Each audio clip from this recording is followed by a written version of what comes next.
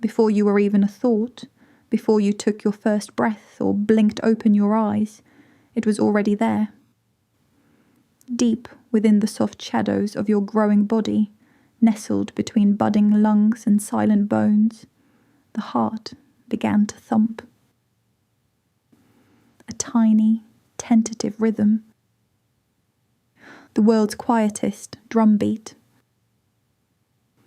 You didn't tell it to start. It just knew, because that's what it does. From the moment you existed, the heart has been your most loyal dance partner. Never leaving the floor, never missing a step. It doesn't pause, doesn't pout, doesn't wait for applause. It just keeps going. Every hour, every day, every time you laugh, cry, sprint, or daydream. This isn't just a muscle. This is music. This is devotion. This is your heart.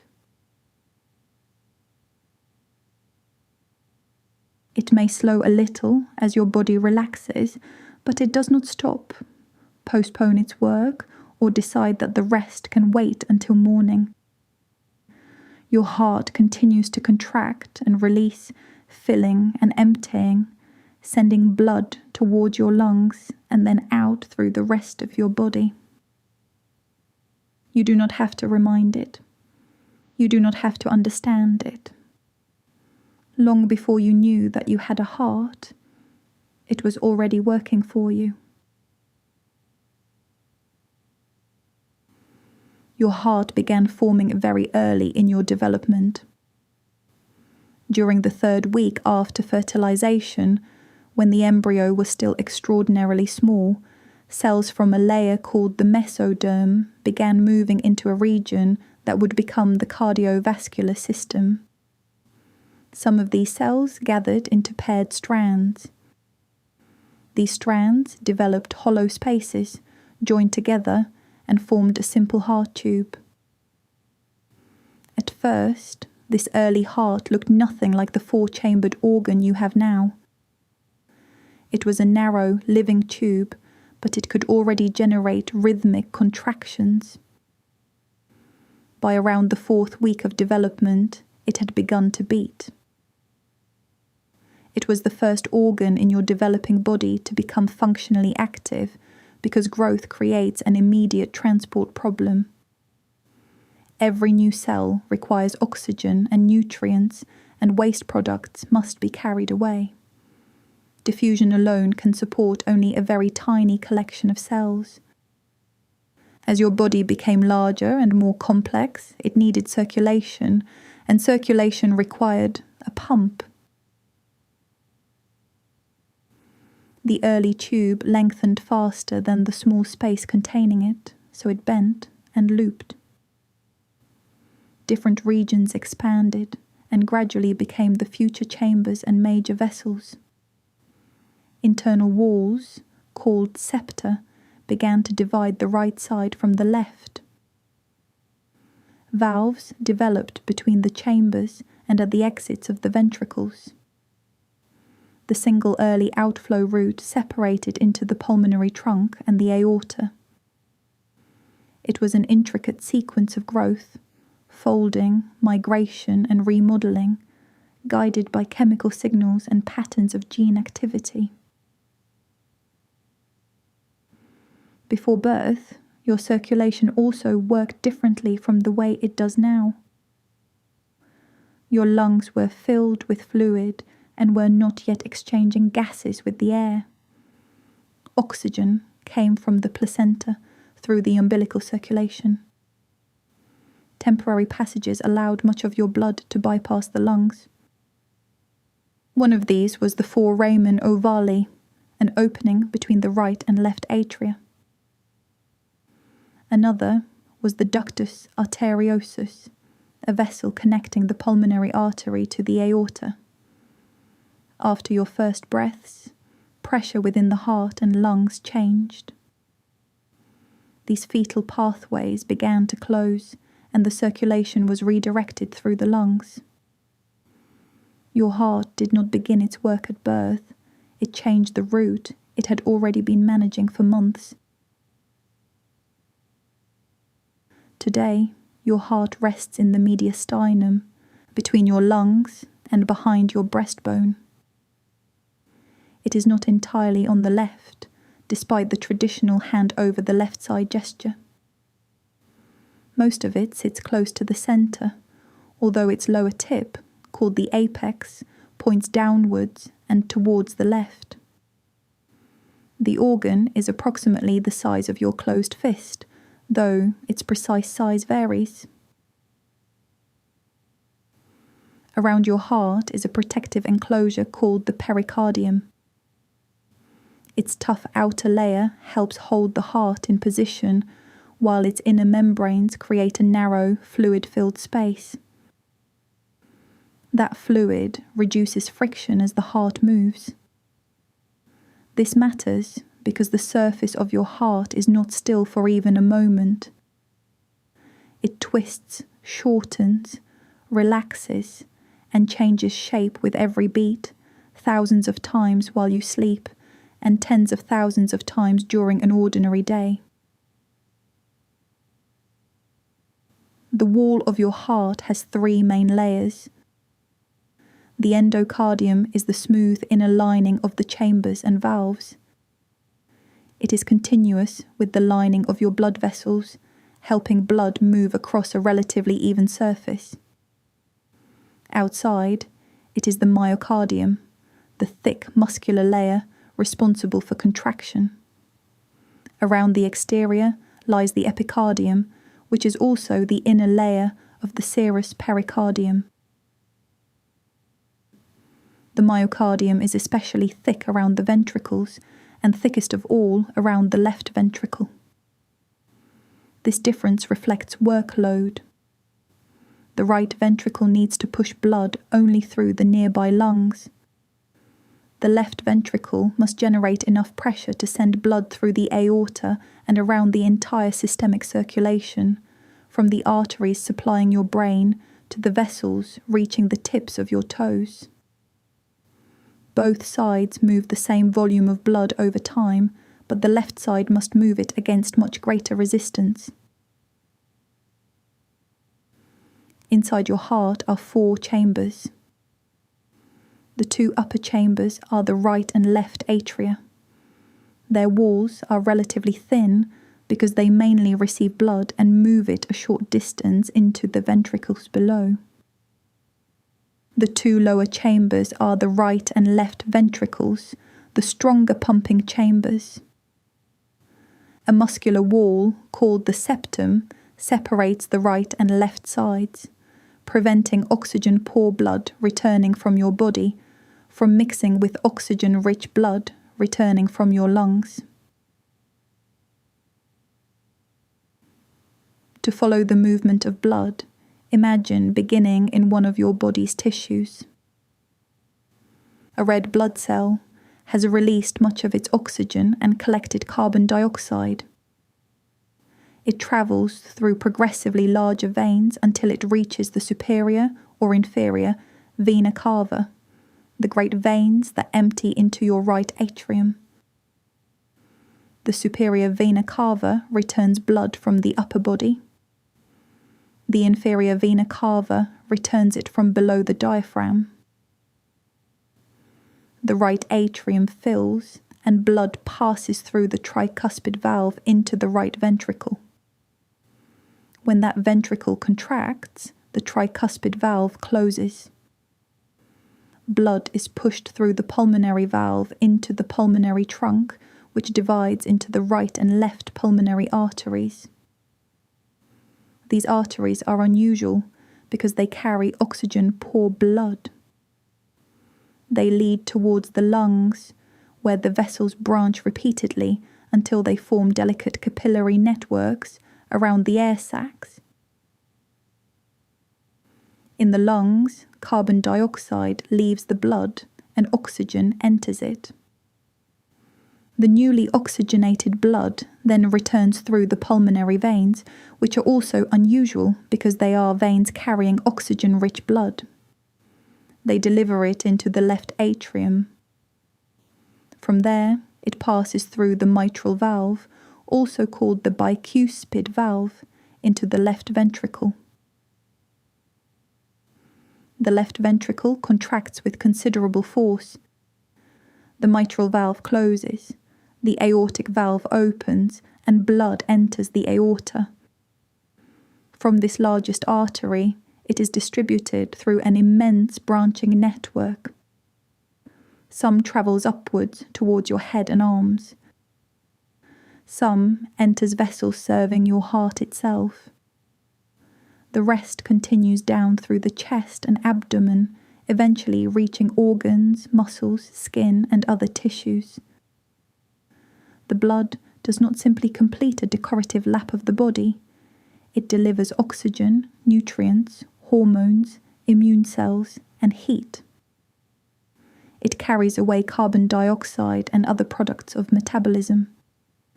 Your heart makes this transport possible by continually maintaining flow.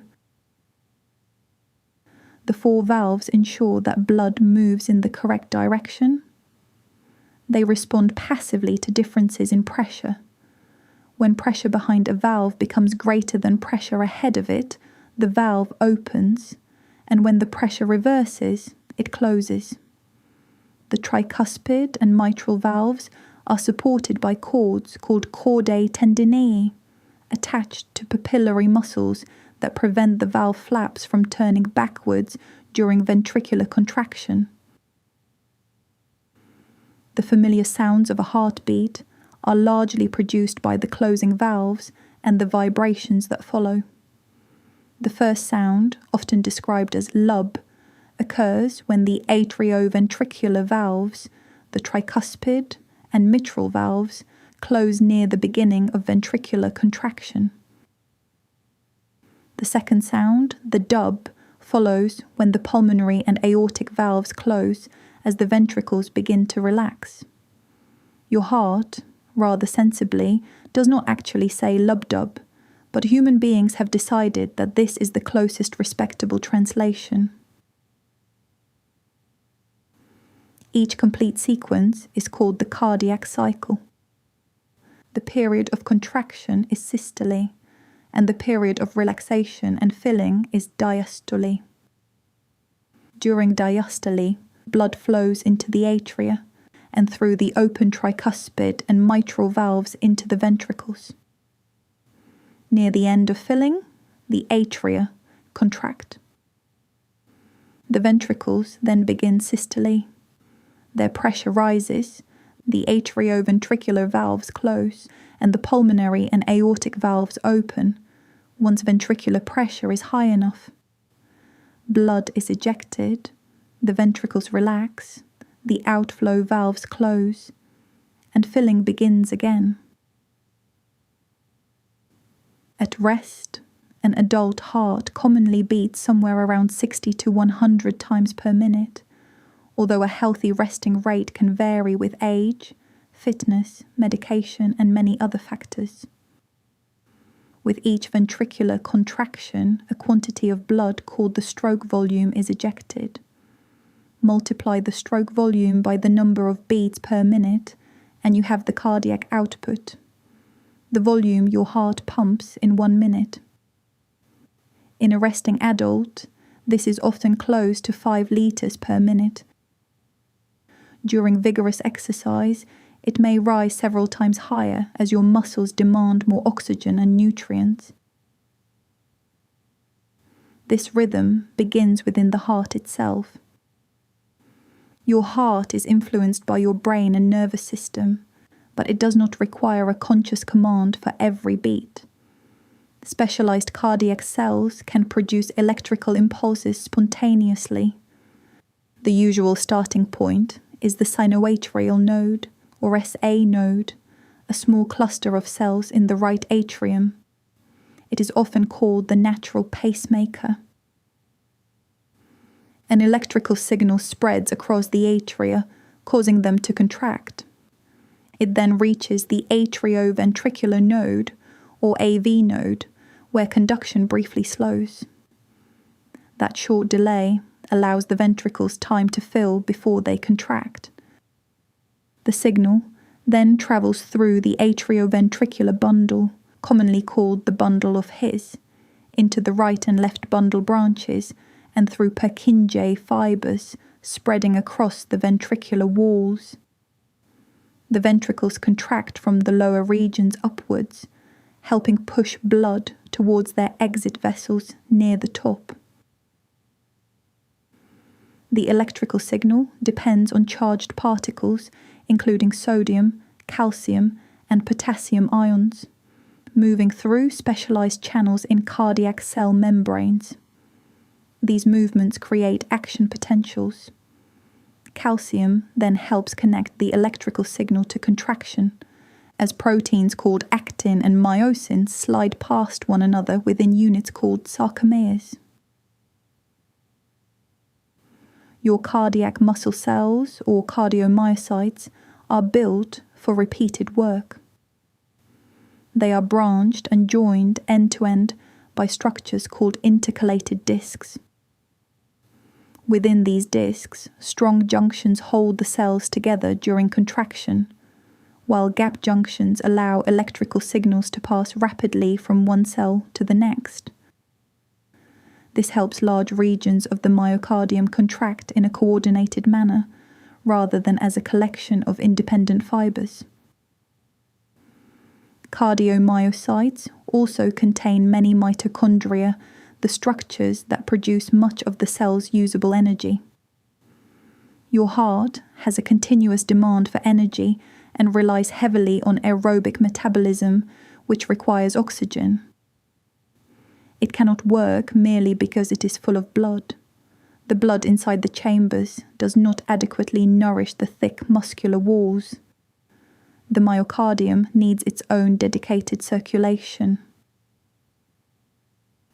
That supply comes from the coronary arteries, which branch from the aorta just beyond the aortic valve.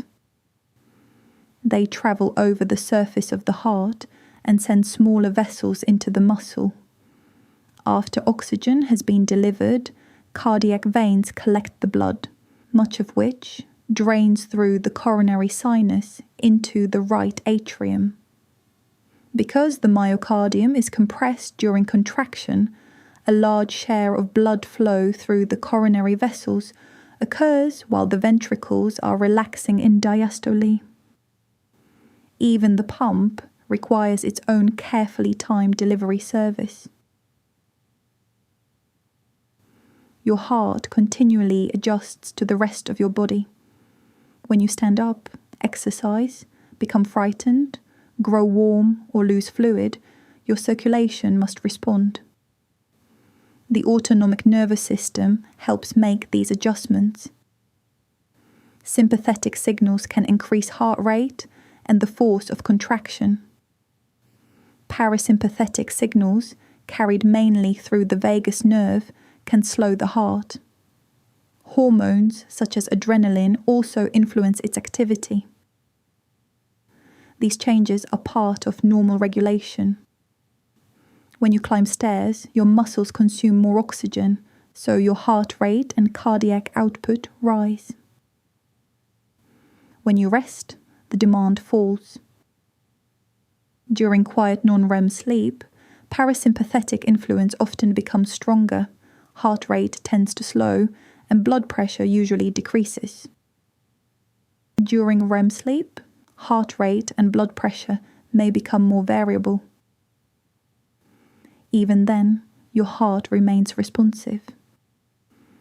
It listens, in a biological sense, to information arriving from pressure receptors in your blood vessels, chemical changes in your blood, hormones, temperature, and signals from the nervous system. It does not possess emotions of its own, though emotions can certainly alter its rhythm through these pathways. Excitement, anxiety, surprise, and affection are experiences produced by networks involving your brain and body, and your heart often becomes one of their most noticeable messengers. By the time you have lived for several decades, your heart may already have contracted more than 1 billion times. Each beat is brief, but none exists in isolation.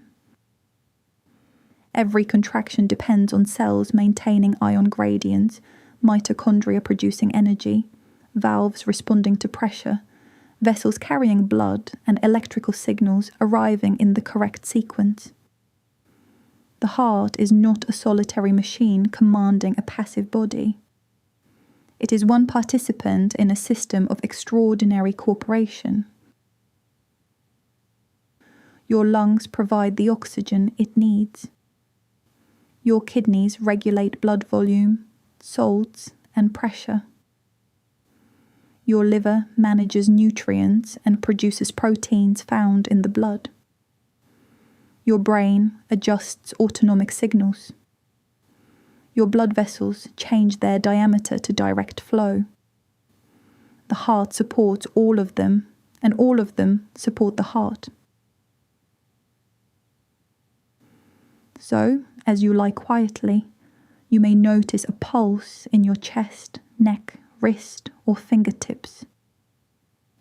What you feel is not the heart striking directly against each location. It is a pressure wave moving through your arteries after the ventricles eject blood. Behind that simple sensation is the entire sequence: electrical activation, muscular contraction, valve movement, pressure generation, and the onward flow of blood. You don't need to monitor every beat. In fact, one of the great comforts of your physiology is that you are not expected to supervise it. Your heart has been practicing its rhythm since before you took your first breath. It has adapted to sleep and waking, stillness and movement, quiet days and difficult ones. It has carried oxygen to every chapter of your life without knowing anything about the story. And now, while the rest of you prepares to sleep, your heart continues its steady exchange of effort and rest. Systole, then diastole. Contraction, then filling. It works, and it recovers. It sends blood away, and blood returns. Within the darkness of your chest, this cycle continues, not as a symbol, but as living muscle, electrical activity, flowing blood, and precise anatomy. You do not need to romanticize your heart to appreciate it. The facts are remarkable enough. It began as a simple tube, folded itself into 4 chambers, changed its circulation when you entered the world, and has remained at work ever since. Tonight, as your conscious thoughts begin to soften, your heart will keep the journey going, one carefully coordinated beat at a time.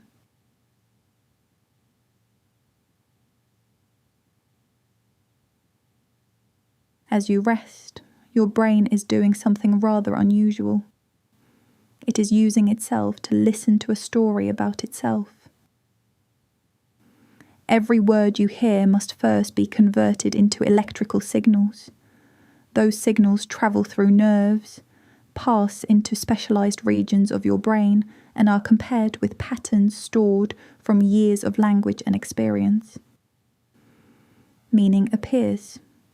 Images may form. Memories may quietly stir.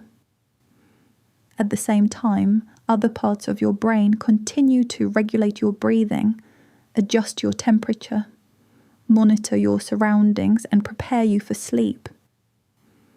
You do not need to direct any of this. Your brain manages the experience while also becoming part of it.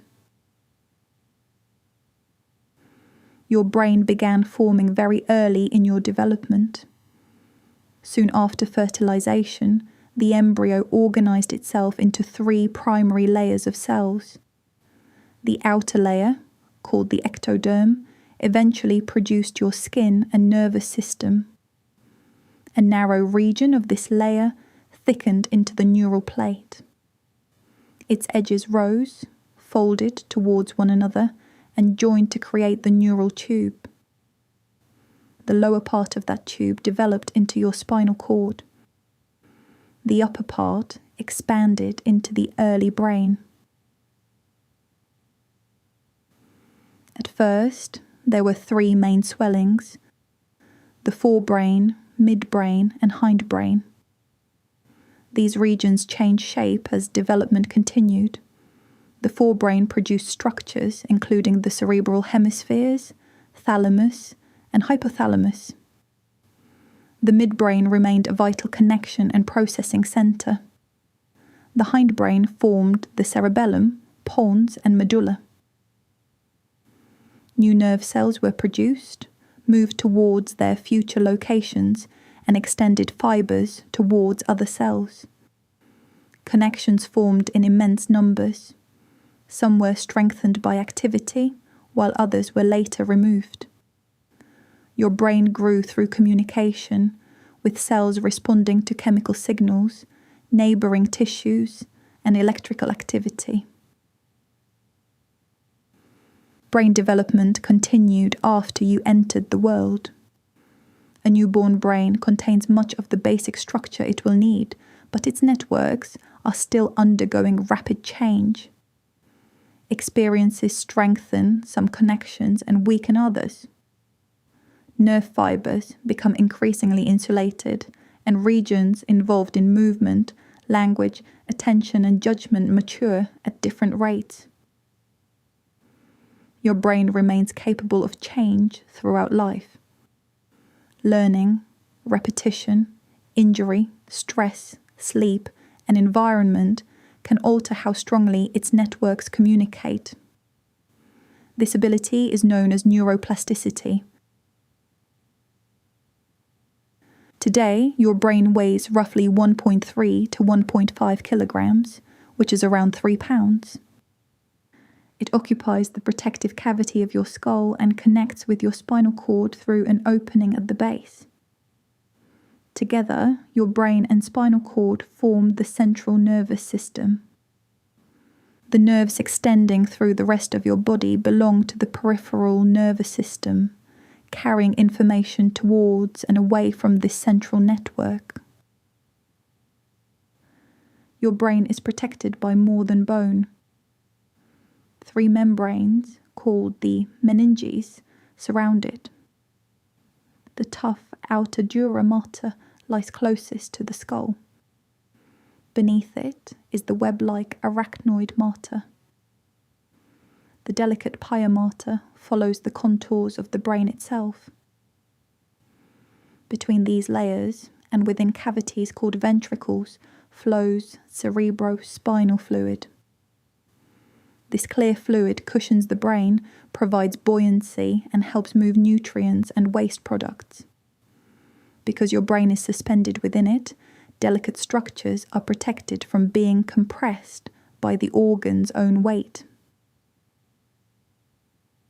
The brain also depends on a carefully regulated blood supply. Although it represents only a small proportion of your body weight, it uses a substantial share of your oxygen and energy. Neurons have limited reserves, so blood must continually deliver glucose and oxygen. The blood-brain barrier controls what can pass from the circulation into brain tissue. Cells lining many brain capillaries are joined especially tightly. Essential substances are transported through, while many harmful molecules and pathogens are restricted. It is not impenetrable, but it is highly selective. Your brain consists of many kinds of cells. The most famous are neurons, specialized for receiving, processing, and transmitting information. Current estimates suggest that the human brain contains roughly 86 billion of them, although the number varies and cannot be counted precisely in a living brain. A typical neuron has a cell body, branching extensions called dendrites, and a longer fibre called an axon.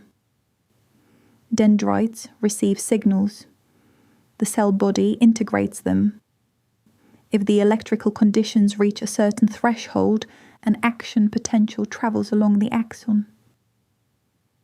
Many axons are wrapped in myelin, a fatty insulating material that allows signals to travel more rapidly.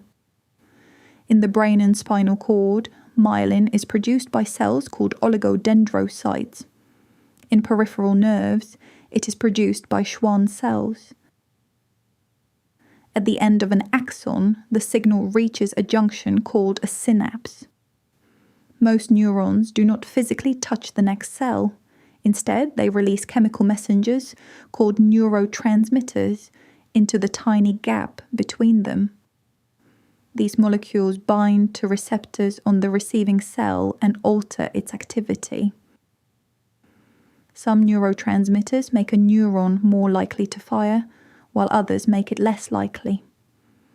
Glutamate is the main excitatory neurotransmitter in much of the brain, while GABA is the main inhibitory one. Other messengers, including dopamine and serotonin, influence movement, attention, mood, learning, motivation, and sleep.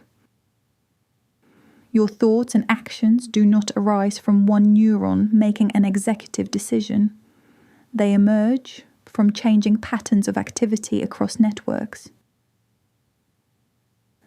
Neurons are supported by glial cells, which were once treated almost as biological packing material.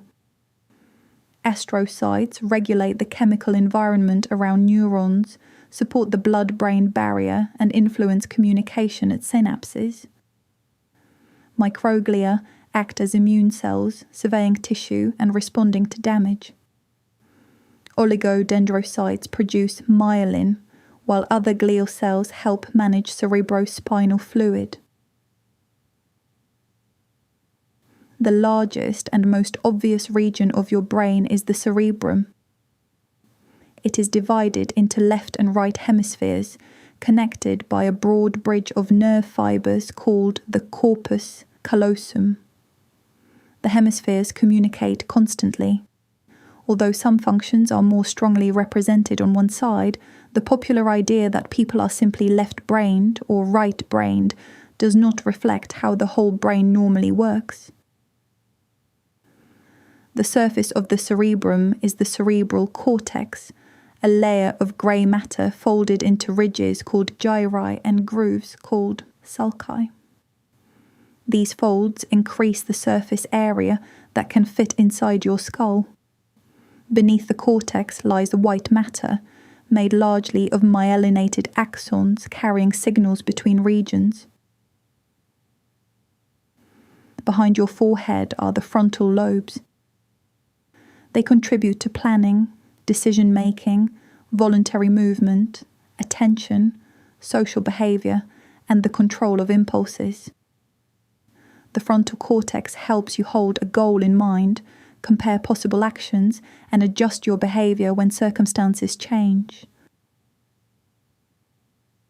Near the back of the frontal lobe lies the primary motor cortex. Different portions are connected with movements in different parts of your body. Your hands, lips, and face receive large areas because their movements require especially fine control. Behind the frontal lobes are the parietal lobes. They process touch, pressure, temperature, pain, and information about the position of your body. They help combine sensory signals into an internal map, allowing you to reach for an object without first calculating every angle like a deeply stressed engineer. At the back are the occipital lobes, primarily involved in vision. Light reaches the retina, where specialized cells convert it into electrical activity. The visual cortex then analyzes features such as edges, color, movement, and shape, combining them with memory so that you can recognize what you see. Along the sides are the temporal lobes, important for hearing, language, memory, and object recognition. Speech must be separated from other sound, divided into meaningful units, and connected with stored knowledge. In most people, the left hemisphere plays a particularly strong role in language. Deep within the brain are structures that help coordinate movement, motivation, emotion, and memory. The basal ganglia are involved in selecting and refining actions. They help begin intended movements and suppress competing ones. The thalamus acts as a major relay and processing center. Much of the sensory information traveling towards the cortex passes through it. Rather than simply forwarding messages, it filters and organizes them according to your state of attention and wakefulness. Below it is the hypothalamus, a small region with an enormous range of responsibilities. It helps regulate temperature, hunger, thirst, hormone release, stress responses, sleep, and daily rhythms. It links your nervous system with your endocrine system through its close relationship with the pituitary gland. The hypothalamus monitors internal conditions and helps keep them within safe ranges. If your blood becomes too concentrated, it contributes to thirst and water conservation. If your temperature rises, it helps increase heat loss. Many simple urges begin as regulated responses to biological information.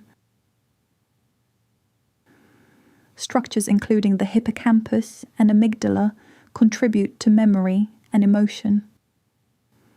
The hippocampus is important for forming and organizing new declarative memories, including memories of events and places. It does not store every memory permanently like a tiny filing cabinet. Instead, it helps stabilize and connect patterns distributed across the cortex. The amygdala helps evaluate the emotional and biological significance of information. It participates in learning about threat, reward, and social signals. It does not contain all fear or emotion in one neat location. Emotional experience arises through wider networks involving the cortex, hypothalamus, brainstem, and body. At the back and lower part of your brain sits the cerebellum. It contains more neurons than the rest of the brain combined, arranged within a compact and highly organized structure. It helps coordinate balance, timing, and movement by comparing intended actions with incoming sensory information and correcting errors while movement is taking place. This is why you can lift a cup with the correct force, adjust your posture on uneven ground, and improve a physical skill through practice. The cerebellum also contributes to attention and language. It is not merely a balance attachment tucked behind the serious part of the brain. Below the cerebrum lies the brainstem, made up of the midbrain, pons, and medulla. It carries pathways between the brain and spinal cord, controls many automatic functions, and contains nuclei associated with the cranial nerves. Your breathing rhythm is generated and adjusted by networks in the brainstem.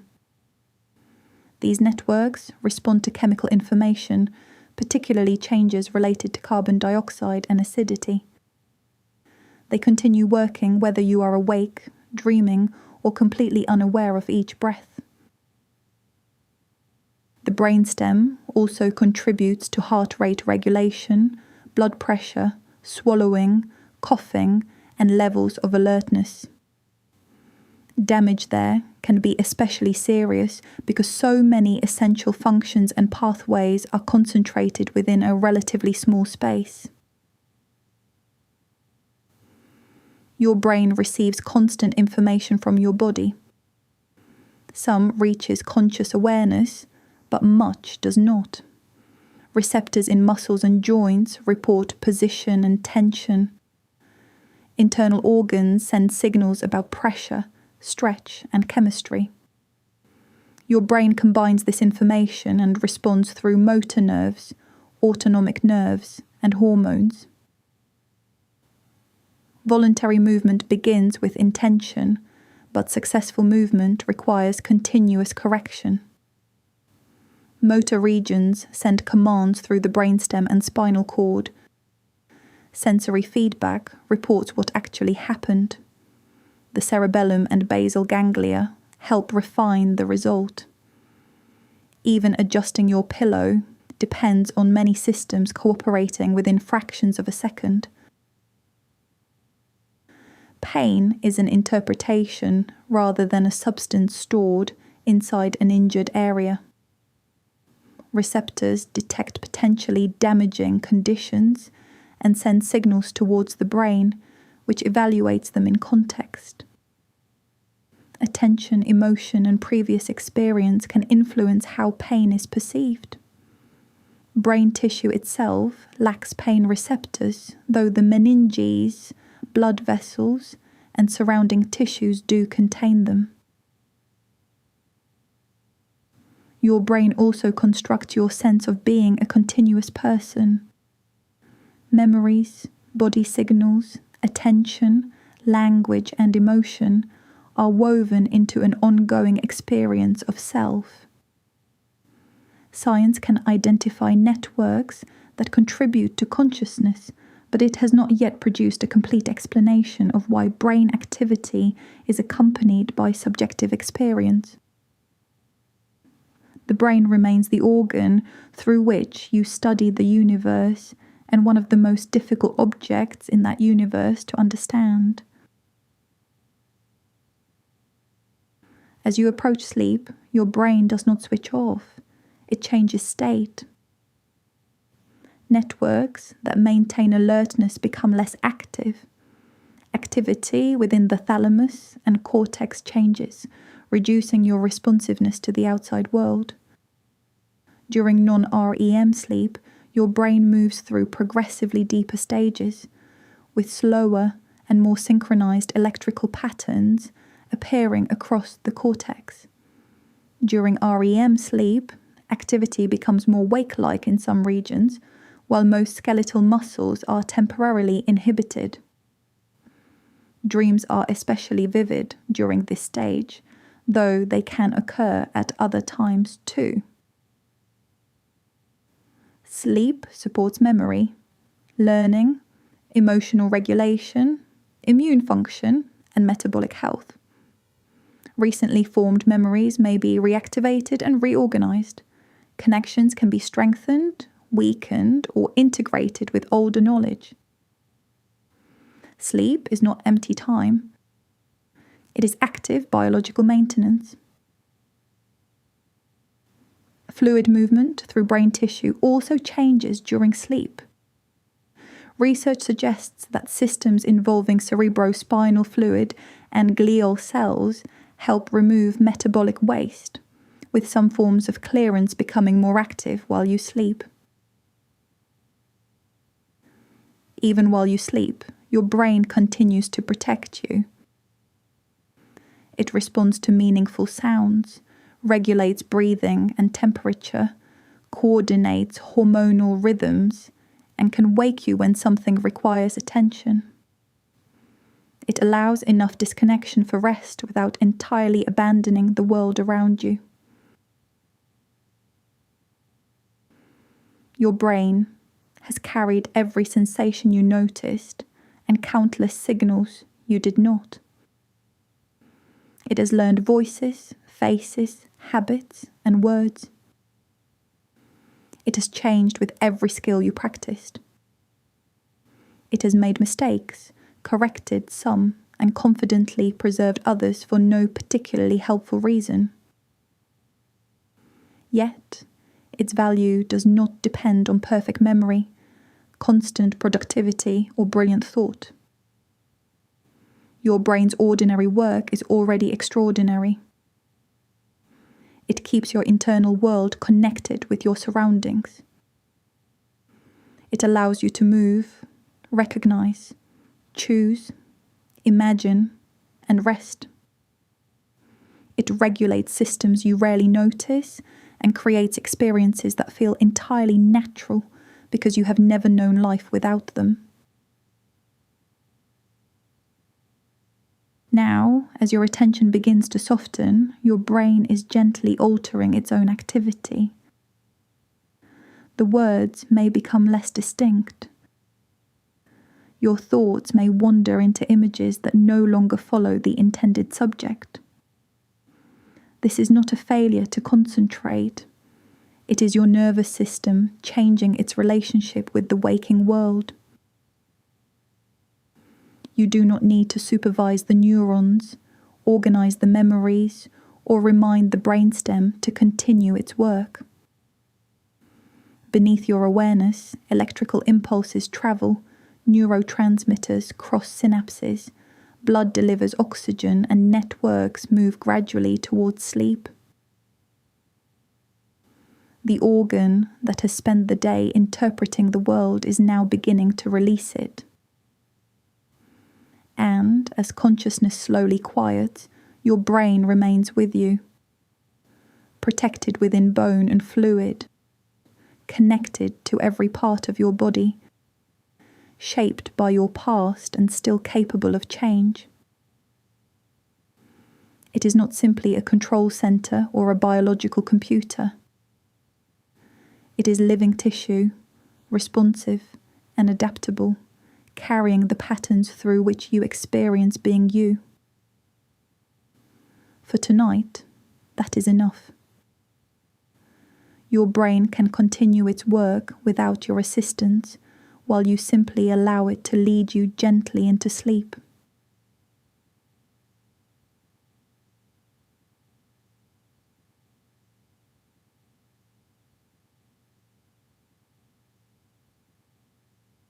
As you rest, air continues to move quietly in and out of your body. You may become aware of it now. The gentle expansion of your chest, the soft release of each breath, and the brief pause before the next one begins. You do not need to pull every breath into your lungs deliberately. Most of the time, your nervous system manages the rhythm without asking for your attention. Yet this familiar movement is part of an intricate exchange between your body and the atmosphere around you. With every breath, oxygen enters your lungs and moves towards your blood. Carbon dioxide travels in the opposite direction, leaving your blood and returning to the air. This exchange supports almost every cell in your body. Your muscles, brain, liver, kidneys, and heart all depend upon it. Your lungs do not work alone. They are part of the respiratory system, which includes your nose, mouth, throat, voice box, windpipe, airways, chest muscles, blood vessels, and the regions of your brain that control breathing. Together, these structures connect the air outside you with the cells deep within you. Your lungs began forming early in embryonic development. At first, they appeared as a small outgrowth from the developing foregut, the primitive tube that would also contribute to the digestive system. This outgrowth became known as the respiratory diverticulum, or lung bud. As it grew, it divided into two primary branches. One would form the right lung and the other the left. These early branches divided again and again, creating an increasingly complex tree of airways. The process continued throughout development. Larger passages formed first, followed by smaller bronchi, bronchioles, and the delicate regions where gas exchange would eventually occur. The tissues surrounding these developing airways produced cartilage, smooth muscle, connective tissue, blood vessels, and other supporting structures. At the same time, the inner lining developed from cells of the early foregut. Your respiratory and digestive systems therefore share part of their developmental origin. This helps explain why the pathways for air and food meet in your throat before separating. Before birth, however, your lungs were not filled with air. They were filled with fluid, and they did not yet perform the gas exchange that keeps you alive today. Oxygen reached you through the placenta. Your mother's blood and your developing circulation came close enough for oxygen and carbon dioxide to move between them without the two blood supplies directly mixing. Inside your lungs, the developing cells were still preparing for their future work. One of the most important preparations was the production of surfactant. This substance reduces surface tension within the tiny air sacs of the lungs. Without enough surfactant, those sacs tend to collapse, making breathing extremely difficult. Surfactant production increases during later pregnancy, helping prepare the lungs for the sudden transition that occurs at birth. When you took your first breaths, air entered passages that had never contained it before. Fluid was absorbed or expelled, the lungs expanded, and blood flow through the pulmonary circulation increased dramatically. Temporary fetal pathways within your circulation began to close. Blood that had previously bypassed the lungs was now directed through them. From that moment onward, your lungs became responsible for bringing your blood into contact with the atmosphere. Today, your lungs occupy much of your chest cavity. They sit on either side of your heart, protected by your ribs, breastbone, and spine. The right lung is slightly larger and is divided into 3 lobes: upper, middle, and lower. The left lung has 2 lobes.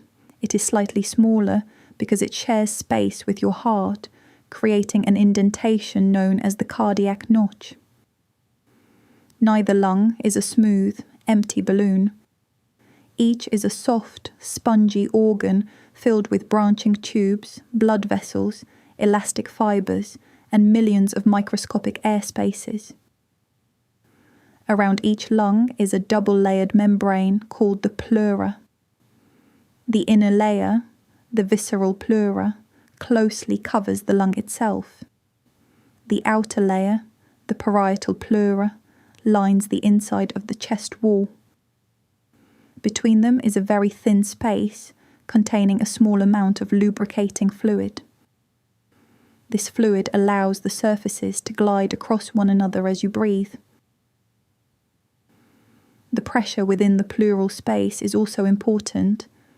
It helps keep the lungs gently drawn against the chest wall. When your chest expands, the lungs follow. The journey of a breath usually begins in your nose. As air enters your nasal passages, hairs and mucus help trap dust, pollen, and other particles.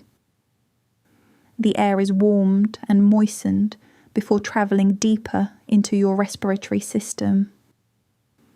This conditioning matters because the delicate tissues within your lungs function best when the incoming air is close to body temperature and well humidified. Inside the nasal cavity are curved shelves of bone called nasal conchae or turbinates. These structures increase the surface area over which air passes and create gentle turbulence. This allows the air to make more contact with the warm, moist lining. Your nose therefore does far more than merely provide a decorative location for glasses. Air then passes through the pharynx, the shared region behind your nose and mouth. From there, it approaches the larynx, or voice box. The larynx contains your vocal folds, which vibrate when air moves between them. By adjusting their tension and shape, and then modifying the sound with your throat, mouth, and tongue, you transform exhaled air into speech. The respiratory system therefore allows you not only to breathe, but also to sigh, laugh, whisper, sing, and complain when someone asks you a question before you have had coffee. At the entrance to the larynx is a flap of elastic cartilage called the epiglottis. During swallowing, it helps protect the airway by directing food and liquid towards the esophagus. The arrangement is not perfect, as anyone who has inhaled a crumb can confirm, but protective reflexes respond quickly. Coughing can forcefully expel material that enters the airway. Below the larynx lies the trachea, commonly called the windpipe. The trachea is reinforced by C-shaped rings of cartilage. These prevent the airway from collapsing while still allowing some flexibility. The open part of each ring faces the esophagus, leaving room for it to expand when you swallow food. The inner surface of the trachea is lined with mucus-producing cells and microscopic hair-like structures called cilia. Particles trapped in mucus are gradually moved upwards towards the throat by coordinated ciliary motion. This process is known as the mucociliary escalator. It helps clean the airways without requiring you to cough constantly, which would make both sleep and polite conversation considerably more difficult. Near the center of your chest, the trachea divides into the right and left main bronchi. The right main bronchus is wider, shorter, and more vertical than the left. For this reason, accidentally inhaled objects are more likely to enter the right side. Each bronchus enters a lung and divides into smaller branches. These divide again, forming lobar bronchi, segmental bronchi, and then increasingly narrow bronchioles. The pattern is often compared to an upside-down tree. The trachea forms the trunk, the bronchi become branches, and the smallest airways spread through the lungs like twigs. This branching system is sometimes called the bronchial tree. As the airways become smaller, their walls change. The larger bronchi contain cartilage that helps keep them open. Further down, the cartilage decreases and eventually disappears. The bronchioles are instead surrounded by smooth muscle. This muscle can change the diameter of the airway, influencing how easily air moves through it. Your autonomic nervous system, hormones, and local chemical signals can all affect this smooth muscle. During physical activity, the airways may widen to allow greater airflow. During an allergic reaction or an asthma attack, the muscles can tighten, the lining may swell, and mucus production can increase. This narrows the passage and makes breathing more difficult. At the ends of the smallest conducting bronchioles are respiratory bronchioles. These lead towards alveolar ducts and clusters of microscopic air sacs called alveoli. The alveoli are where the most important exchange takes place. Your lungs contain hundreds of millions of them. Together, they create an enormous internal surface area, estimated to be roughly comparable to part of a tennis court, although the precise area differs between individuals and depends on how it is measured. This extensive surface allows a large volume of blood to come very close to a large volume of air.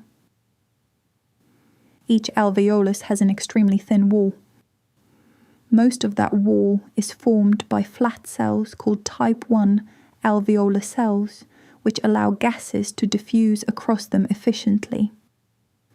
Scattered among them are type 2 alveolar cells. These cells produce surfactant and can also help replace damaged alveolar lining cells. The inside of an alveolus is moist. This allows gases to dissolve before crossing the membrane, but water molecules attract one another and create surface tension. Without surfactant, this tension would make the alveoli much harder to inflate and would encourage them to collapse as you breathe out. Surfactant spreads across the inner surface and reduces that force. It makes breathing require less effort and helps alveoli of different sizes remain stable. Surrounding each alveolus is a dense network of tiny blood vessels called capillaries.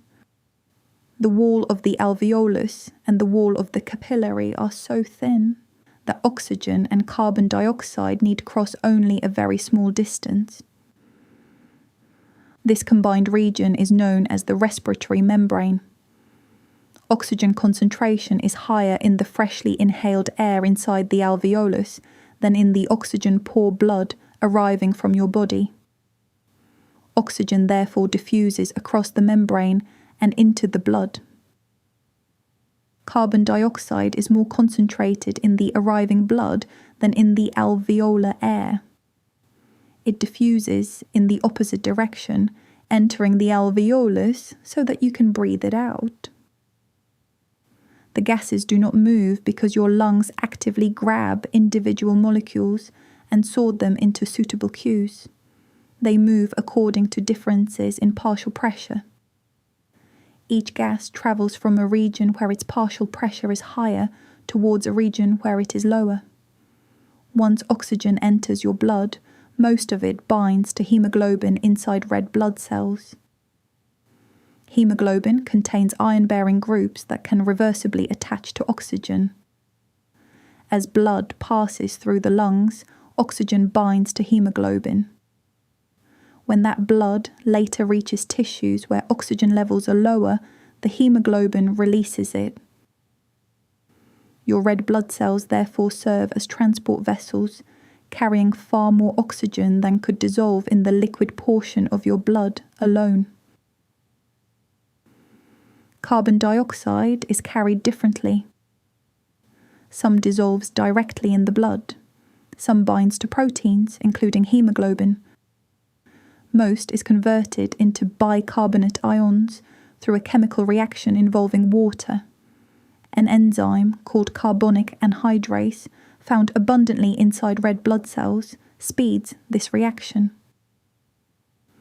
When the blood reaches your lungs, the process reverses. Bicarbonate is converted back into carbon dioxide, which diffuses into the alveoli and leaves your body during exhalation. Carbon dioxide is often described merely as a waste product, but it also plays a crucial role in regulating the acidity of your blood. If carbon dioxide accumulates, more acid is produced and blood pH begins to fall. If too much carbon dioxide is removed, the blood can become more alkaline.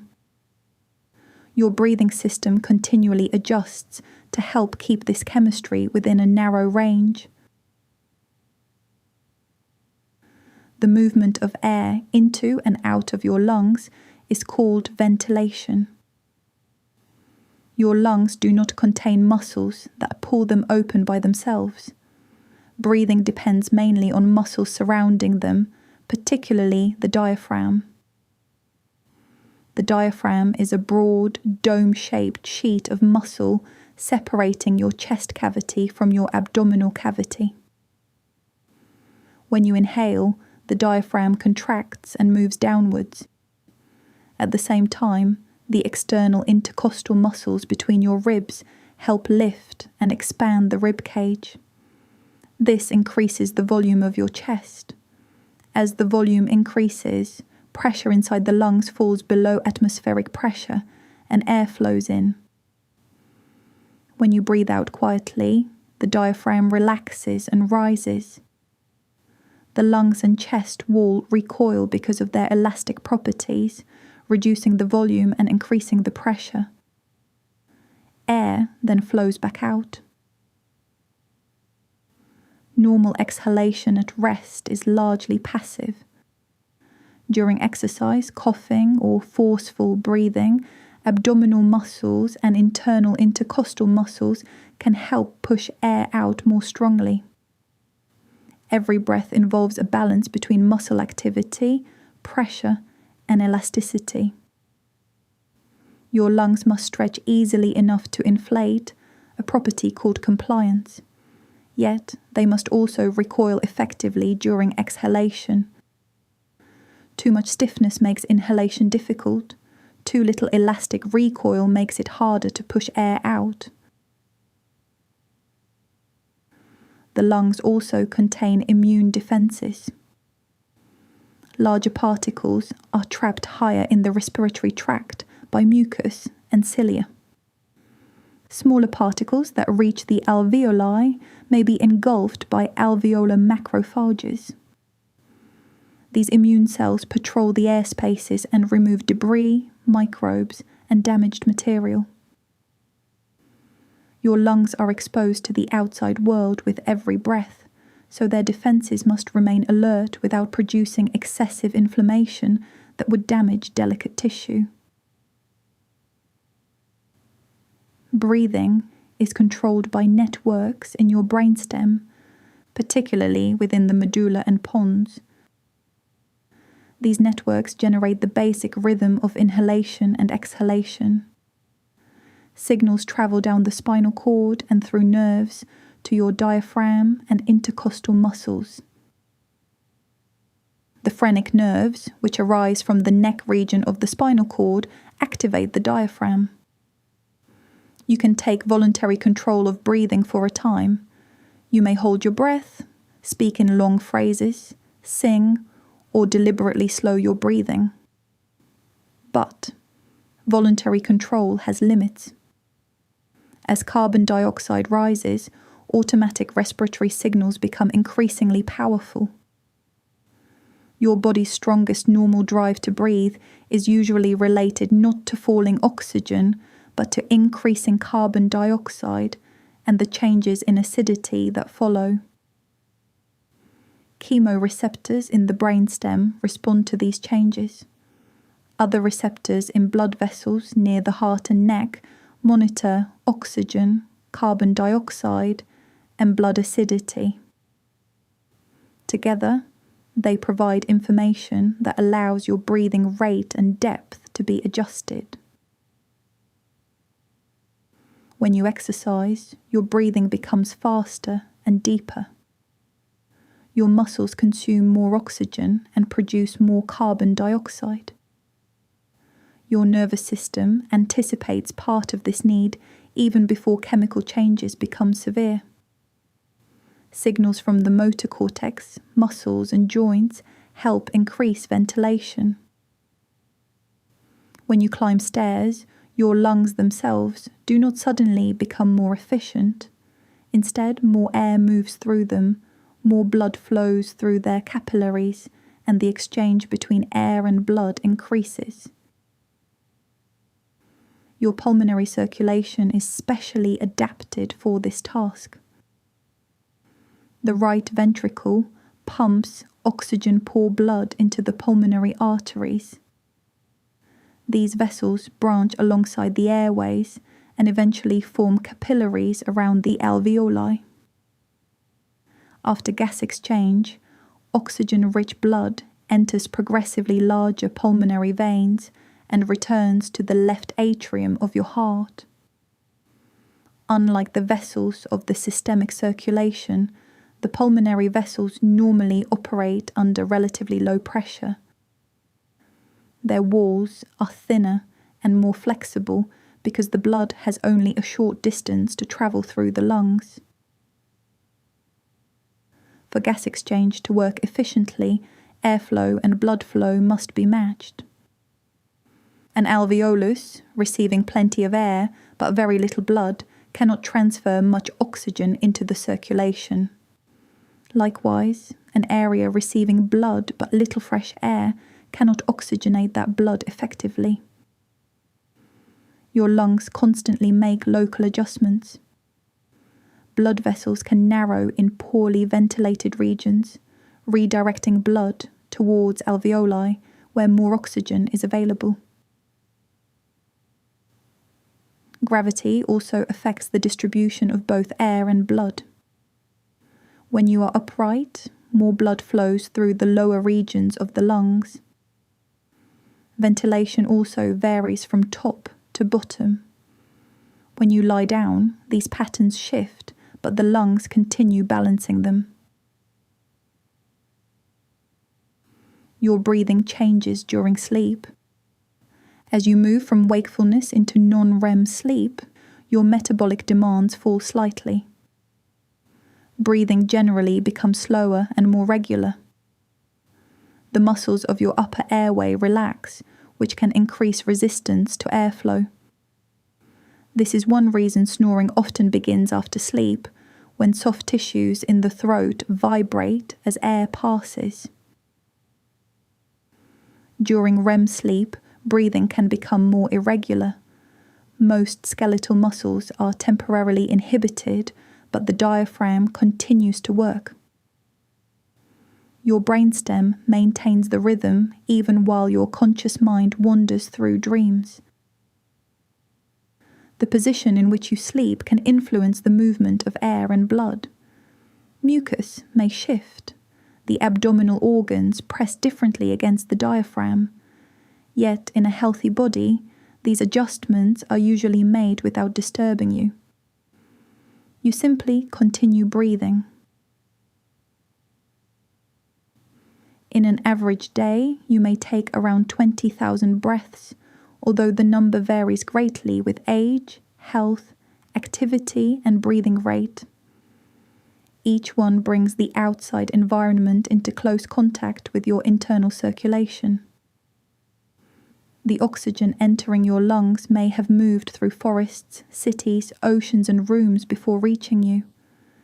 Biologically, however, your lungs are interested in something far simpler: whether enough oxygen can cross into the blood and whether carbon dioxide can leave it. Your lungs do not store a large reserve of oxygen. They depend upon the continuous movement of air and blood. For this reason, breathing must be reliable, adaptable, and closely coordinated with your heart. Your right ventricle sends blood towards the lungs. Your lungs oxygenate it. Your left ventricle sends it out through the body. The two systems repeat this exchange every minute of your life. As you listen now, one breath is ending and another beginning. The diaphragm contracts. Pressure falls. Air enters through your nose or mouth. It passes your throat and larynx, descends through the trachea, and divides between the lungs. It travels through passages that become narrower with every branch, finally reaching the alveoli. Oxygen crosses a membrane thinner than a sheet of paper and enters your blood. Hemoglobin carries it away. At the same time, carbon dioxide completes its journey from your tissues, through your bloodstream and into the alveolar air. Then, the diaphragm relaxes. Your lungs recoil, and the air leaves you. The process is quiet enough to ignore, yet essential enough that almost every other organ depends upon it. Your lungs have been expanding and releasing since the moment they first filled with air. They have adapted to sleep, movement, laughter, illness, silence, and speech. They have supplied oxygen while you ran and while you rested. They have allowed you to call someone's name, whisper reassurance, sing badly in private, and sigh with the full theatrical weight of human existence. You need not think about every breath to appreciate it. You need only recognize that even now, your body is maintaining a careful connection between you and the atmosphere. The air around you enters, changes your blood, and leaves again. So, as you settle more deeply into rest, allow your breathing to continue at its own pace. There is no need to force it into perfect slowness. Your brainstem, diaphragm, lungs, and blood already know how to adjust the rhythm. The passages remain open. The alveoli remain delicate and ready. The capillaries carry blood past them. Oxygen moves inward and carbon dioxide moves outward. Your lungs continue their gentle expansion and release. One breath follows another. And while your awareness slowly drifts towards sleep, the exchange continues quietly within you.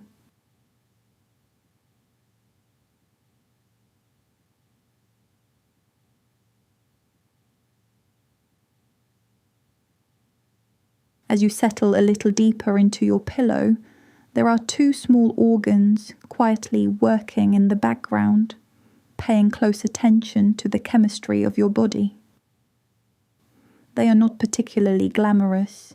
They rarely appear in poetry, and people tend to think about them only when something goes wrong or when they are trying to remember whether they drank enough water today. Yet your kidneys are among the most remarkable organs you possess. At this very moment, they are examining your blood, measuring its contents with extraordinary precision, deciding what to keep, what to remove, how much water you can afford to lose, how much salt you need to retain, and even helping to regulate your blood pressure and the production of red blood cells. You never have to supervise any of it. Your kidneys simply get on with their work. Like your other organs, your kidneys began their story very early in your development. The urinary system develops from a layer of embryonic tissue called the mesoderm. During development, 3 sets of kidney structures appear in succession. The first is temporary and soon disappears. The second works for a short period and then mostly regresses. Finally, the permanent kidneys begin to form. Early in development, they are positioned much lower in the body than they are in adulthood. As your body grows, the kidneys gradually appear to move upward, eventually settling in the upper part of your abdomen. At the same time, they develop their internal plumbing, the collecting system that will transport urine, and the millions of tiny filtering units that will process your blood. Today, your kidneys sit against the back wall of your abdominal cavity, one on either side of your spine. The right kidney usually sits slightly lower than the left because the liver occupies so much space above it. Each kidney is roughly the size of your fist, measuring around 10 to 12 centimeters in length. Despite their modest size, they receive an astonishing amount of blood. At rest, around 1/5 of the blood pumped by your heart each minute passes through your kidneys. That is not because your kidneys need a particularly large supply of oxygen for themselves. It is because they need access to your blood in order to monitor and regulate its composition. If your body were a great city, your kidneys would be part laboratory, part recycling center, part water authority, and part quality control department. The outer region of each kidney is called the cortex.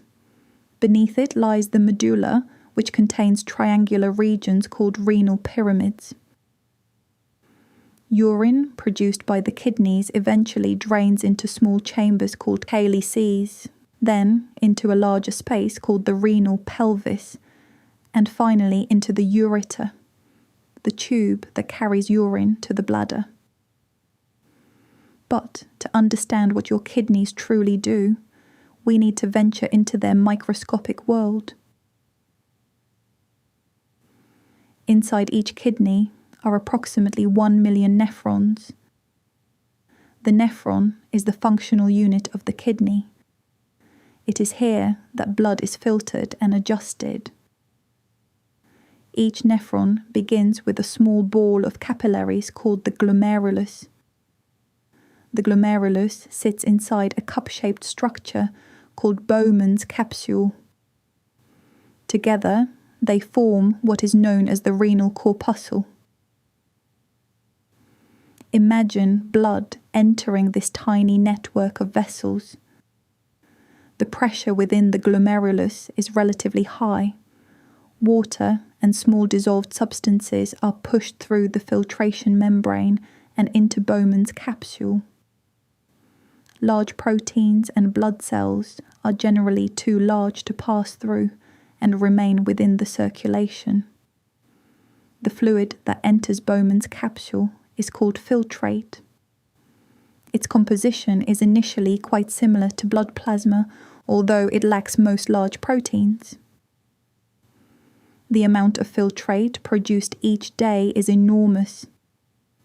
Your kidneys filter around 180 litres of fluid every 24 hours. You might immediately think that producing 180 litres of urine every day would be somewhat inconvenient. Fortunately, that is not what happens. The vast majority of this fluid is reabsorbed. The filtrate passes into a long winding tube called the proximal convoluted tubule. Here, the kidneys begin an extraordinary process of recovery. Most of the water is reabsorbed. Almost all of the glucose is reabsorbed. A large proportion of sodium and other important substances are reclaimed. The kidneys are not interested in wasting valuable resources. They are interested in carefully regulating them. The filtrate then descends into the loop of Henle, a remarkable structure that dips down into the medulla before rising again. This loop helps establish a concentration gradient within the kidney. That gradient allows your body to produce either dilute urine or highly concentrated urine, depending on your needs.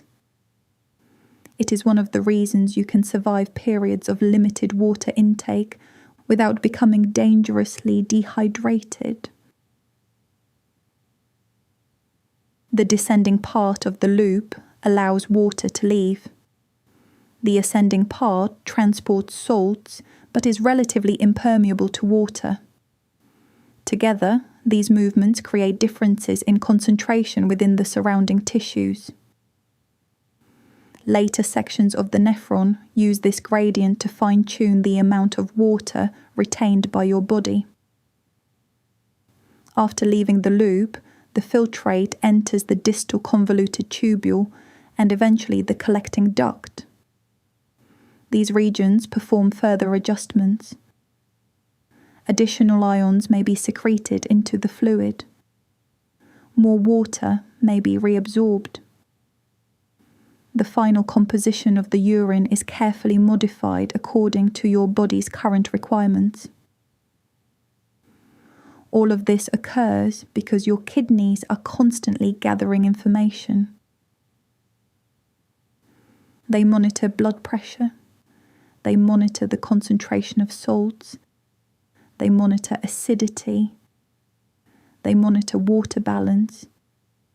They even respond to signals from hormones and the nervous system. At the end of the process, only 1 or 2 litres of urine may be produced during an ordinary day, although the exact amount varies considerably. Your kidneys therefore spend the entire day processing an immense quantity of fluid in order to produce a comparatively small amount of final waste. The composition of your blood must remain within relatively narrow limits. The concentration of sodium cannot fluctuate wildly. Neither can the concentration of potassium, calcium, or hydrogen ions. The amount of water within your circulation must also remain reasonably stable.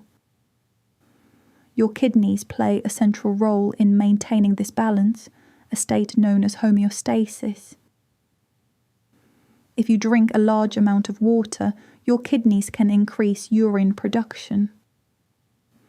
If you become dehydrated, they can conserve water. If your body accumulates too much potassium, the kidneys can increase its excretion. If your blood becomes too acidic, they can adjust the handling of hydrogen ions and bicarbonate. It is difficult to overstate how important these tasks are. Even relatively small disturbances in potassium concentration can interfere with the electrical activity of muscles and the heart. Changes in acidity can affect the function of enzymes throughout your body. The kidneys, therefore, act as extraordinarily careful chemists. One of the most fascinating aspects of the kidneys is that they also help regulate blood pressure. Specialized cells near the glomerulus can detect changes in blood flow and sodium concentration. When necessary, these cells release an enzyme called renin. Renin begins a chain of reactions known as the renin-angiotensin-aldosterone system. This system helps increase blood pressure and encourages the retention of sodium and water. The process involves several organs working together. The liver produces a protein called angiotensinogen. The kidneys release renin. The lungs contain an enzyme that helps convert one form of angiotensin into another. Hormones released from the adrenal glands influence the kidneys' handling of sodium. This is a wonderful example of how your organs constantly communicate with one another. The kidneys do not simply remove waste and then retire for the evening. They participate in a continuous conversation with the rest of your body. Your kidneys also help regulate the production of red blood cells. Specialized cells can detect when oxygen levels are lower than usual. In response, they produce a hormone called erythropoietin. This hormone travels to the bone marrow and stimulates the production of additional red blood cells. It is another reminder that your kidneys influence far more than your urine. They also play an important role in maintaining healthy bones. Vitamin D obtained from food or produced in the skin requires several processing steps before it becomes fully active. One of these important steps occurs in the kidneys. The active form of vitamin D helps regulate calcium and phosphate balance, supporting the health of bones and other tissues. So your kidneys contribute not only to water balance and blood chemistry, but also to the maintenance of your skeleton. The kidneys are also involved in the removal of metabolic waste products. As your cells perform their daily activities, they generate substances that must be eliminated. One example is urea, produced when proteins are broken down. Another is creatinine, produced during normal muscle metabolism. These substances are filtered and eventually excreted in urine. Many medications and foreign chemicals are also processed and eliminated through the kidneys. Their ability to regulate what remains in the blood and what leaves it is essential to maintaining a stable internal environment. The kidneys themselves require a healthy blood supply. Each kidney receives blood through a renal artery. After passing through an intricate network of vessels, the blood eventually leaves through a renal vein. The arrangement of these blood vessels is remarkably complex because different parts of the nephron require different conditions in order to function effectively. The blood vessels and tubules work closely together, exchanging water and dissolved substances with extraordinary precision. The kidneys are also remarkable energy consumers. The transport of ions across cell membranes requires considerable energy. Many kidney cells contain large numbers of mitochondria, the structures responsible for producing much of the cell's usable energy. Your kidneys may not move like your muscles or generate thoughts like your brain, but they are metabolically active organs carrying out continuous and demanding work. As you sleep tonight, they will continue to function. They will continue filtering your blood. They will continue adjusting your chemistry. They will continue helping to regulate your blood pressure and water balance. Urine production usually slows somewhat during sleep because hormone levels change and your body generally conserves more water overnight. This is one reason most adults can sleep for several hours without urgently needing to visit the bathroom. Although, of course, biology occasionally likes to ignore its own sensible arrangements. Your kidneys are also influenced by your daily rhythms. Hormones, blood pressure, and kidney function can vary over the course of the day and night. They are not static machines. They are dynamic organs responding continuously to changes within your body and environment. Think for a moment about everything your kidneys have experienced with you. They have adapted to every hot summer day and every cold winter evening. They have responded to every cup of tea, every salty snack, and every glass of water. They have helped maintain your blood chemistry through illness, exercise, and ordinary daily life. They have quietly protected the delicate balance upon which every other organ depends. The electrical activity of your heart depends upon that balance.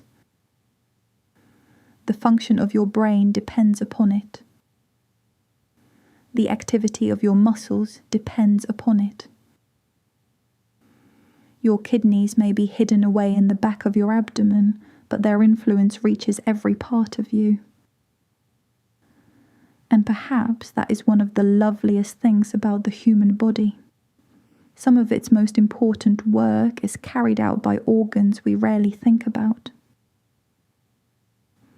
They ask for very little recognition. They simply continue. Even now, as your thoughts become softer and your body grows heavier with rest, your kidneys are examining your blood with extraordinary care. Millions of nephrons are filtering, reabsorbing, secreting, and adjusting. Water is being conserved or released. Ions are being balanced. Waste is being prepared for elimination. The chemistry that allows your cells to function is being carefully maintained. You do not need to remember the names of every structure. You do not need to picture every nephron. You do not need to supervise a single molecule. Your kidneys have been practicing this work since before you were born. They know precisely what to do. And while you drift a little closer to sleep, they will continue their quiet, patient labour, maintaining the hidden balance that allows the rest of your extraordinary body to rest safely through the night.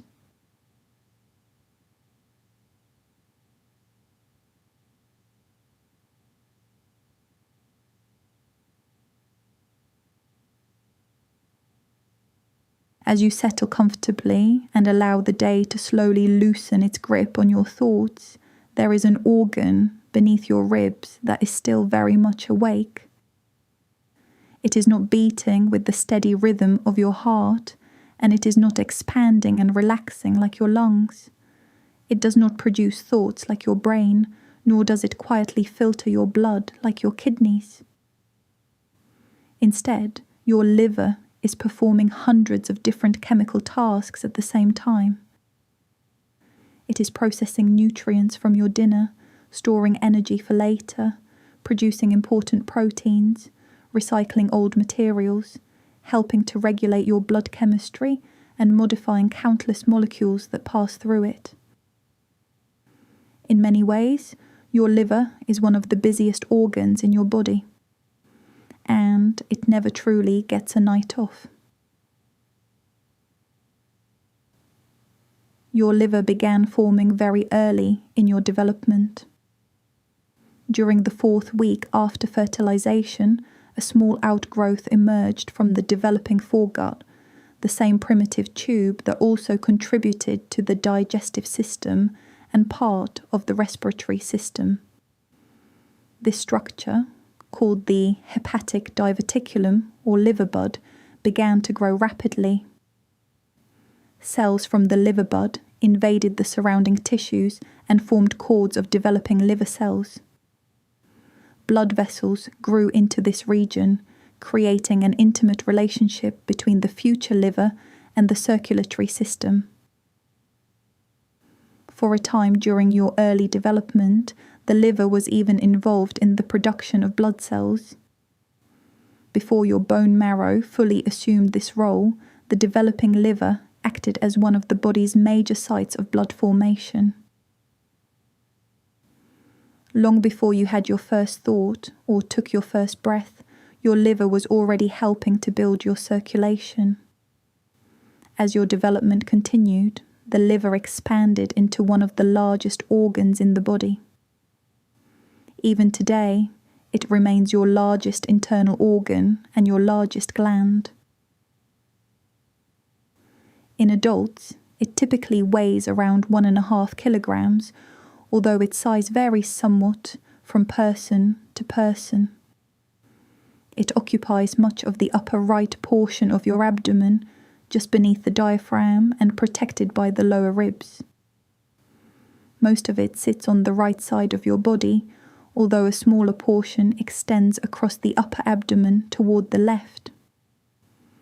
Its rich reddish-brown colour comes largely from its abundant blood supply.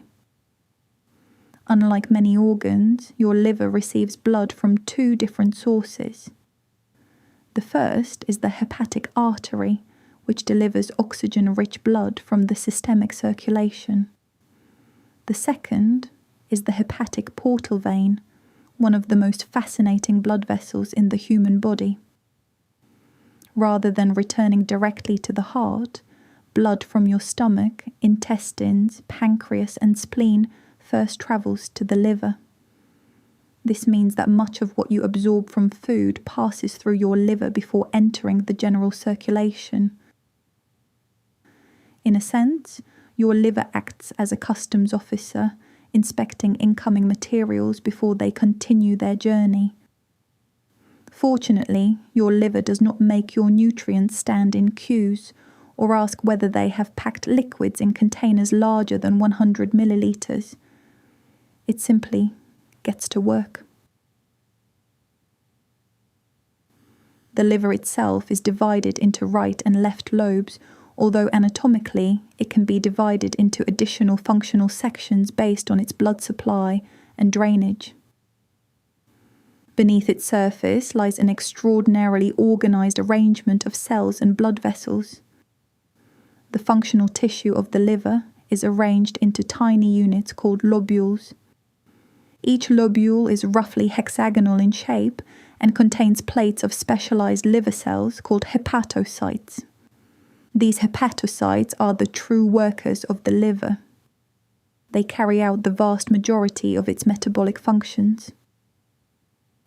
Between the plates of hepatocytes lie channels called sinusoids. Unlike ordinary capillaries, the sinusoids have a somewhat open structure that allows close contact between the blood and liver cells. Blood from the hepatic artery and portal vein mixes within these channels before eventually draining into central veins and returning to the general circulation. This arrangement allows liver cells to sample, modify, and process substances passing through the organ. It is remarkably efficient. The liver contains a variety of other specialized cells as well. Among them are Kupfer cells, a type of macrophage that helps remove old blood cells, bacteria, and debris from the circulation.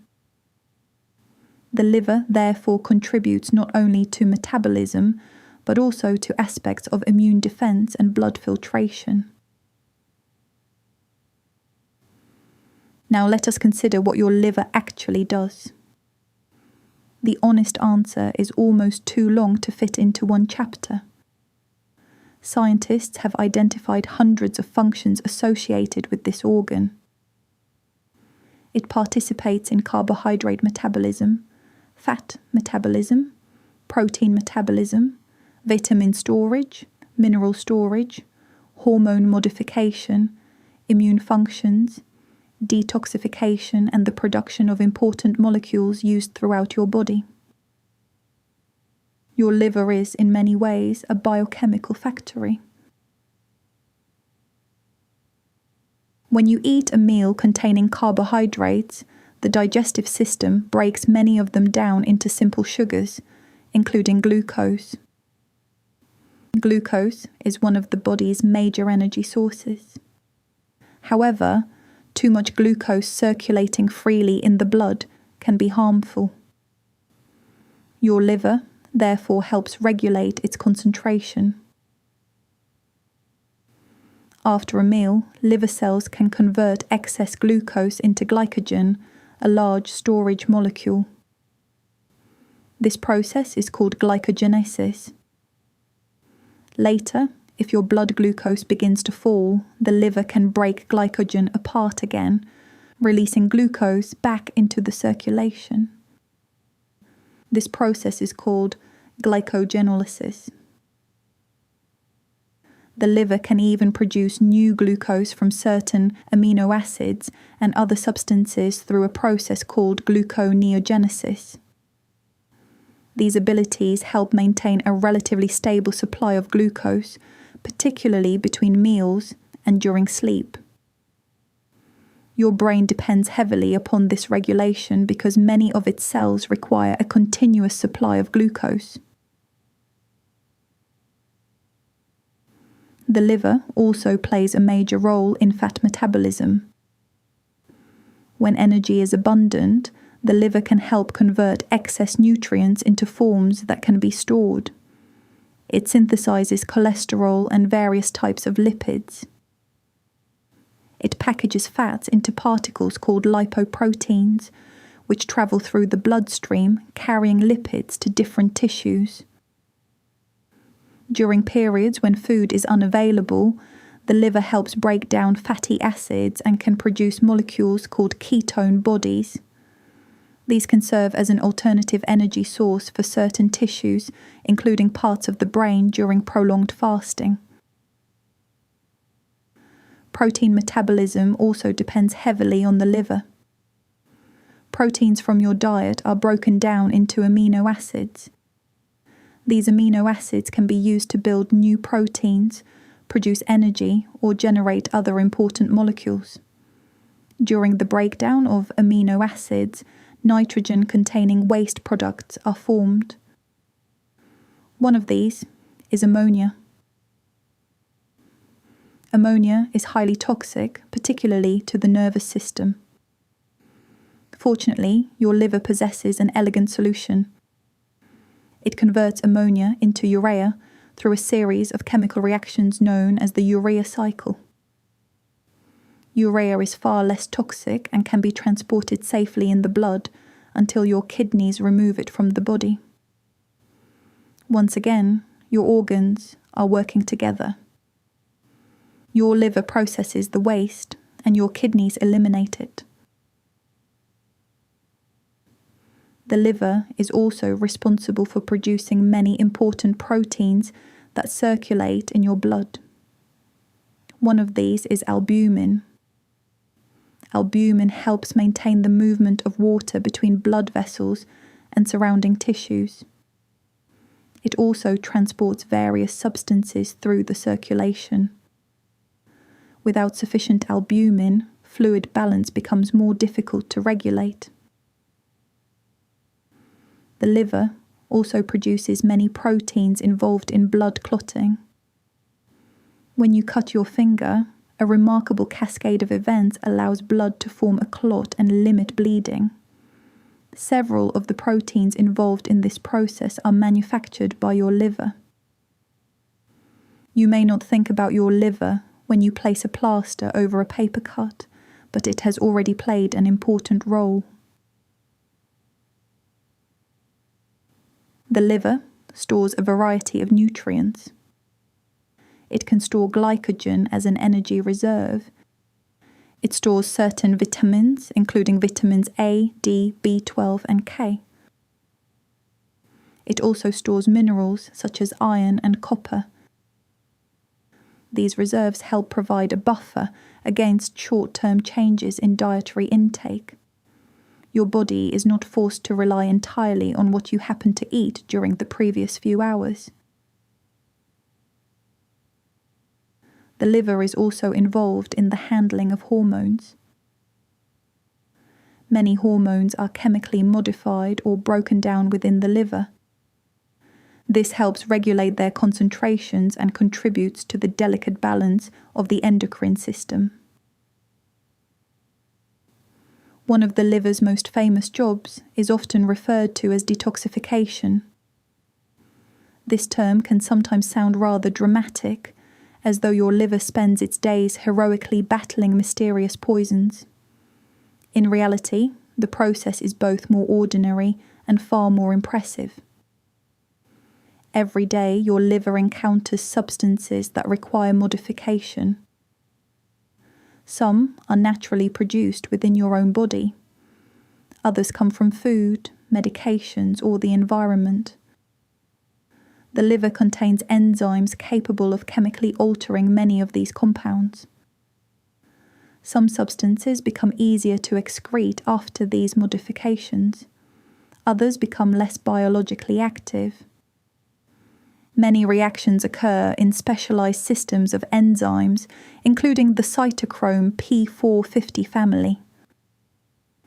These enzymes help process an enormous range of molecules. It is important to remember that your liver is not a magical sponge that can neutralize absolutely everything without consequence. It is a living organ carrying out highly organized biochemical reactions. It has limits, and those reactions sometimes produce intermediate substances that require further processing. Nevertheless, its ability to manage such a vast array of chemicals is extraordinary. Another vital function of the liver involves the production of bile. Bile is a yellow-green fluid produced continuously by liver cells. It contains water, salts, cholesterol, pigments, and other substances. Its most important digestive role is helping with the absorption of fats. Fat and water do not mix particularly well. Bile salts help break large fat droplets into much smaller ones, increasing the surface area available for digestive enzymes. This process is called emulsification. The liver continuously produces bile, but much of it is stored and concentrated in the gallbladder until needed. When fatty food enters the small intestine, signals stimulate the release of bile into the digestive tract. Bile also serves another purpose. Certain waste products, including bilirubin, are eliminated through it. Bilirubin is produced during the normal breakdown of old red blood cells. Your body is constantly recycling these cells. As components of hemoglobin are dismantled, bilirubin is generated and eventually processed by the liver. Part of it ultimately leaves your body in the digestive tract. The colour of bile pigments contributes to the familiar colour of stool. Not the most glamorous topic, perhaps, but a useful reminder that even rather ordinary bodily functions depend upon surprisingly sophisticated chemistry. The liver possesses another remarkable characteristic. It has an impressive ability to regenerate. This does not mean it can instantly grow back from a tiny fragment like something from a science fiction film. However, liver cells can divide and restore lost tissue to a remarkable extent. This regenerative capacity has fascinated physicians and scientists for centuries. The ancient Greek myth of Prometheus even described an eagle repeatedly eating his liver, only for it to grow back again each night. As myths go, that one turned out to contain a surprisingly interesting piece of biology. As you sleep tonight, your liver will remain busy. It will continue processing nutrients. It will continue modifying hormones. It will continue producing proteins and bile. It will continue helping maintain your blood chemistry. It will continue storing, releasing, converting, and recycling. Your liver also follows daily rhythms. Many metabolic processes vary over the course of the day and night. Certain enzymes become more active at particular times. Patterns of energy storage and release shift according to feeding and fasting. Your liver is not simply switched on or off, it constantly adjusts to changing conditions. Think for a moment about everything your liver has quietly done throughout your life. It has helped process every meal you have ever eaten. It has managed nutrients during celebrations and ordinary dinners alike. It has contributed to the regulation of your blood sugar during long nights of sleep. It has recycled molecules, manufactured proteins, and helped protect the internal environment upon which all your cells depend. Your heart depends on the liver's production of proteins and lipid metabolism. Your brain depends on the stable glucose levels the liver helps maintain. Your kidneys cooperate with the liver in the removal of waste products. Your digestive system depends on the bile the liver produces. Once again, no organ works entirely alone. Your body is a community, and your liver is one of its hardest working members. Yet most of this labour occurs entirely outside your awareness. You cannot feel your liver manufacturing albumin. You cannot sense it converting ammonia into urea. You cannot detect the countless enzymes modifying molecules and processing nutrients. It simply continues, quietly, reliably, hour after hour, day after day, year after year. And now, as you prepare to drift into sleep, your liver will continue its patient work beneath your ribs. Blood will flow through its sinusoids. Hepatocytes will continue their chemical tasks. Bile will be produced. Energy reserves will be managed. Proteins will be assembled. Waste products will be prepared for elimination. You need not supervise any of it. Your liver has been practicing these extraordinary skills since before you were born. It knows precisely what to do. And while your thoughts become softer and your breathing steadier, this remarkable organ will continue its endless, gentle labour, helping to maintain the delicate balance that allows the rest of your body to rest peacefully through the night.